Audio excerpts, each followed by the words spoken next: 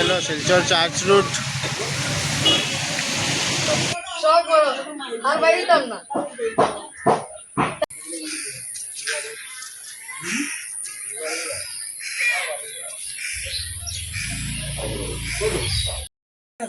না hello hi বন্ধুরা, এখন দুপুর হয়েছে, মোটামুটি দুপুর 2টা বাজে বেলা।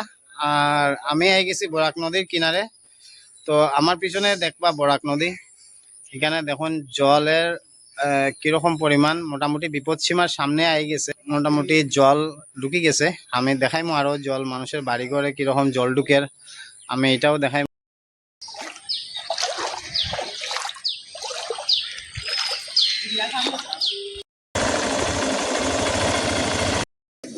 দেখুন বন্ধুরা, এখানে রাস্তা কিরকম ভাবে ডাবছে, মানে প্রেসারে, জলের প্রেসার। এদিকে হলো আমরা সুইচ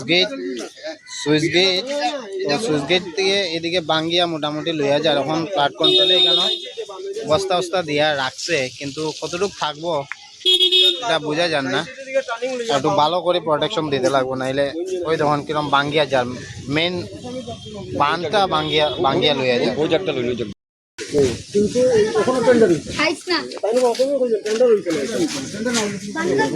আমি আছি এখন রংপুর শিমুলতলা প্রথম সুইচ গেটের সামনে। ওই তখন আমার পিছনে দেখতে পারলা ওই যে এটা মানে বাঙ্গিয়া, মোটামুটি সুইচ গেটের সামনেটা বাঙ্গিয়া, মোটামুটি রাস্তার একটা সাইডে আই গেছে বাঙ্গা।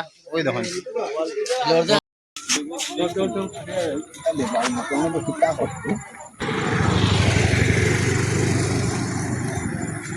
হাই বন্ধুরা, আমি আই গেছি রংপুর শিমুলতলা 3 নম্বর সুইচ গেট। এটা 3 নম্বর সুইচ গেট। 3 নম্বর সুইচ গেটের মধ্যে আই গেছি। এখানে কতদিন আগে এই সুইচ গেটটা অবশ্য মোটামুটি ভাঙ্গি গেছিল, তখন আমি এই সুইচ গেটের উপরে দাঁড়াইয়া ভিডিও করি। আর তো সুইচ গেটটা মোটামুটি একটু রিপেয়ার হয়েছে, প্লাস এদিকে বস্তা দিয়া এই জায়গার মধ্যে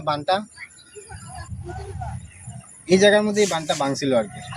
তো এই বছর মোটামুটি রিপেয়ার হয়েছে। আরেকটা সমস্যা আমরা এখানে সব থেকে সমস্যা বেশি হলো জলের সমস্যাটা। তাড়াতাড়ি কেটে লেগে আই যায়, তাড়াতাড়ি জলের সমস্যা এখানে। আমি গভর্নমেন্টের কাছে অতটুকু একটা ছোটো মোটো রিকোয়েস্ট করবো যে নদী, অ্যাকচুয়ালি আমরা নদীটা কী হয়েছে, গভীরতা কমে গেছে। নদীর গভীরতা কমে যাওয়ায় তাড়াতাড়ি ফ্লাড এফেক্ট হয়ে যায় আমরার দিকে।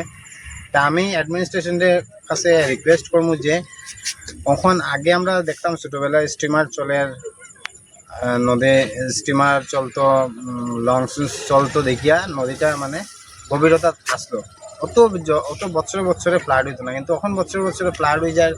এখন কিভাবে মানে মানুষের একটু ইয়েতে ফ্লাড হয়ে যায়।